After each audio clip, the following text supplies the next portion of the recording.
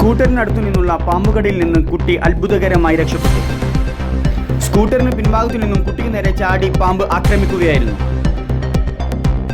അതിവേഗതയിലുള്ള reflection കാരണം കടി ലഭിക്കാതെ ഭാഗ്യവശാൽ കുട്ടി രക്ഷപ്പെടുകയായിരുന്നു. ഇന്നലെ വൈകിട്ട് 4:45 കൂടിയാണ് സംഭവം നടന്നത്. കോഴിക്കോട് നാദാപുരത്തു നിന്നുമുള്ള ദൃശ്യങ്ങളാണ്.